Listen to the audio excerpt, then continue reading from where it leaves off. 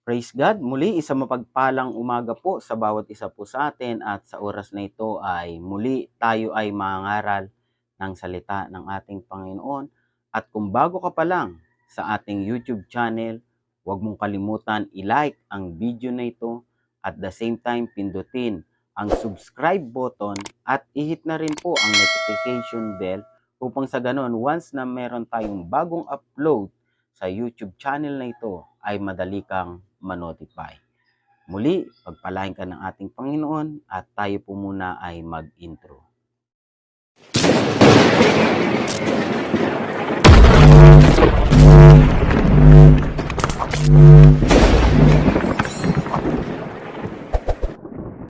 Praise God! Muli sa araw na ito ay tayo ay mangaral ng salita ng ating Panginoon at meron tayong pag-usapan mga kapatid na napakahalaga na dapat nating maunawaan or dapat nating malaman upang sa ganon ay maiwasan natin yung mga bagay na ito na ang pamagat ng ating pag-uusapan sa oras na ito ay 8 dangers of pride, no?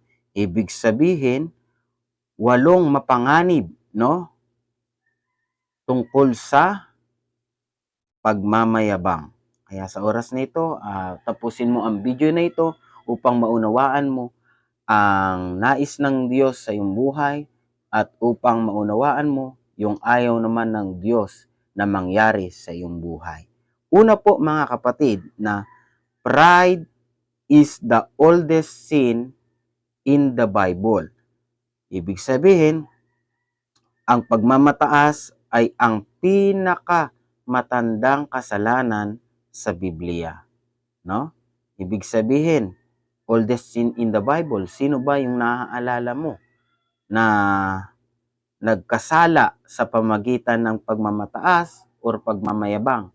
Walang iba kundi si Lucifer, no? Dahil sa kanyang kataasan or pagmamataas mga kapatid, na gusto niya pang higitan ang ating Panginoon.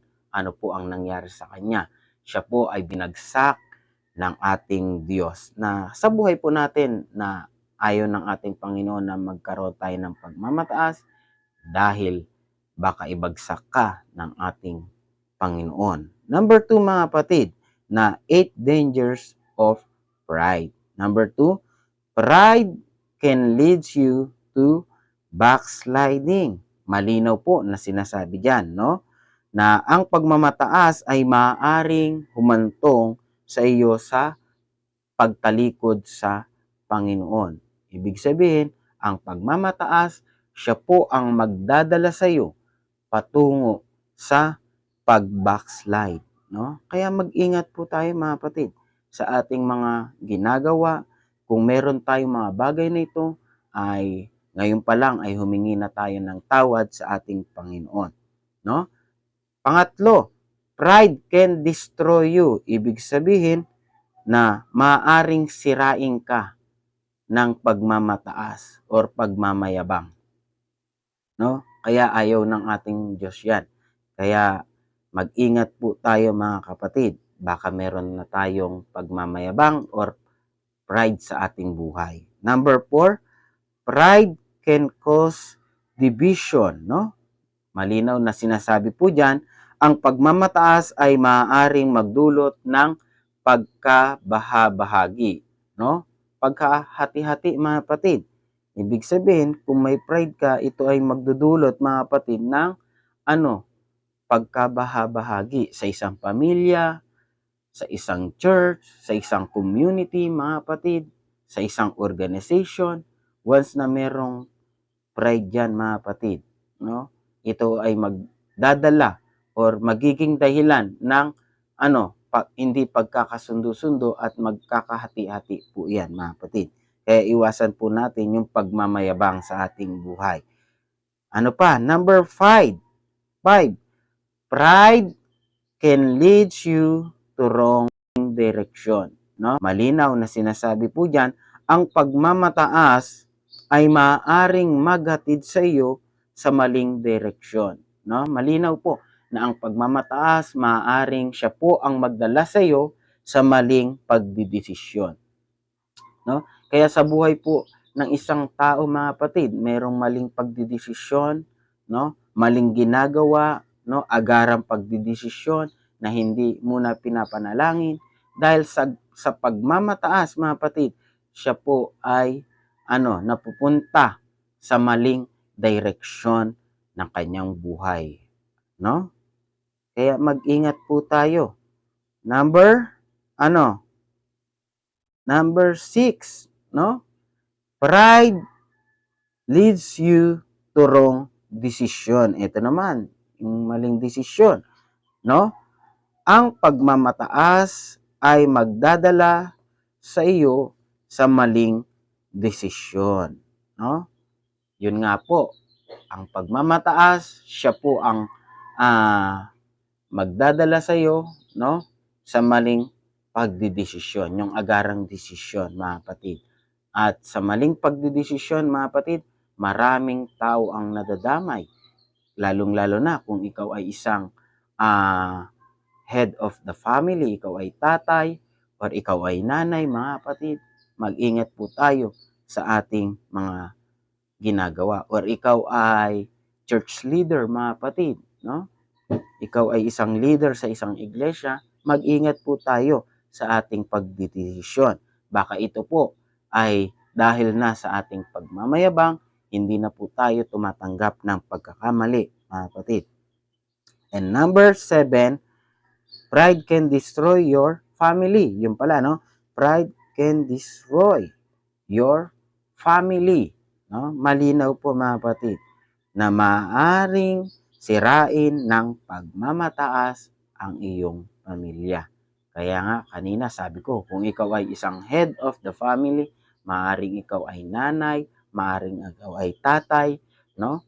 Kung sa inyong mag-asawa, pag parehas kayong may pride, mga kapatid, wala pong mangyayari at ito po ang magiging dahilan ng iyong pagkasira ng inyong pamilya.